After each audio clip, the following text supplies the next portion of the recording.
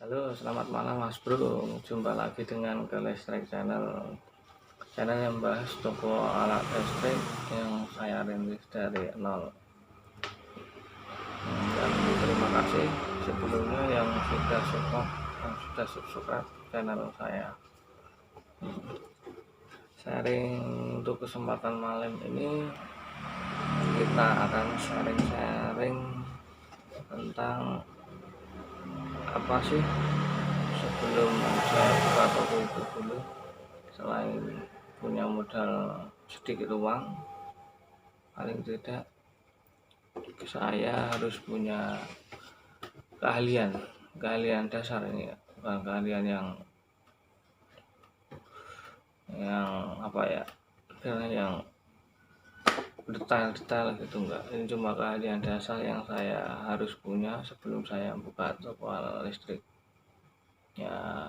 Saya kan mau buka toko alat listrik, paling tidak kan saya tahu apa yang saya akan jual, barang apa saya yang saya akan jual.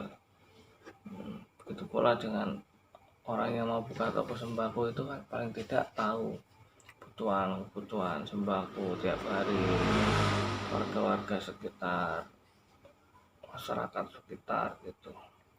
Halnya juga toko obat, paling tidak dia kan juga tahu tentang obat. Halnya dengan toko alat listrik, kita paling tidak tahu dasar tentang alat-alat listrik. Keahlian dasar tersebut antara lain, poin pertama yaitu kita punya pengetahuan tentang alat listrik tersebut. Maksudnya kita tahu kegunaan alat listrik tersebut. Misalnya steker itu buat apa, kontak itu buat apa, terus lampu yang buat teras itu cocoknya lampu yang kayak apa, lampu yang buat ruang tamu itu seharusnya cocok yang kayak apa, terus lampu di kamar mandi itu yang kayak apa gitu. Paling enggak kita tahu. Terus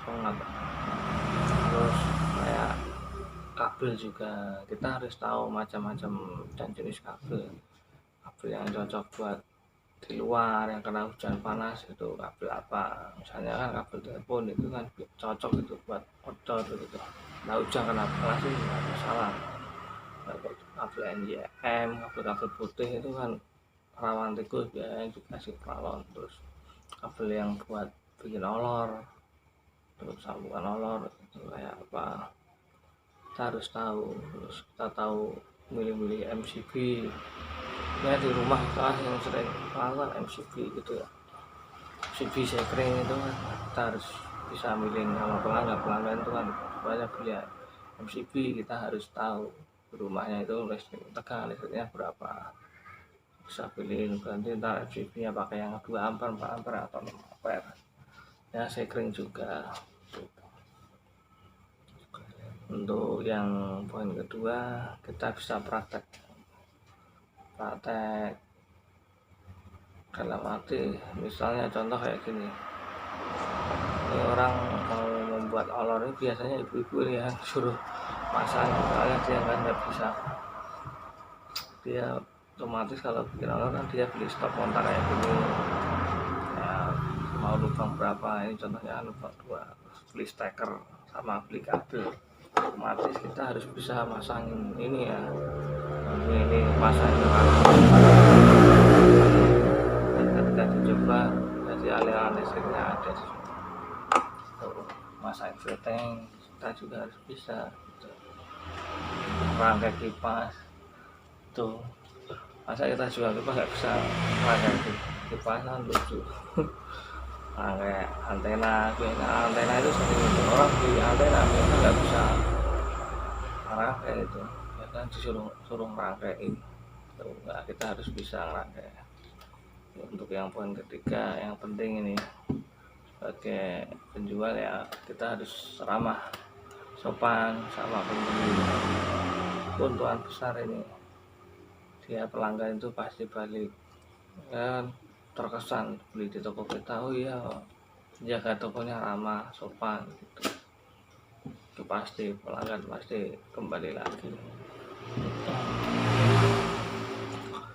udah mungkin tiga ulasan tadi, 3 poin tadi yang dulu saya praktekin sebelum saya buka toko ala listrik.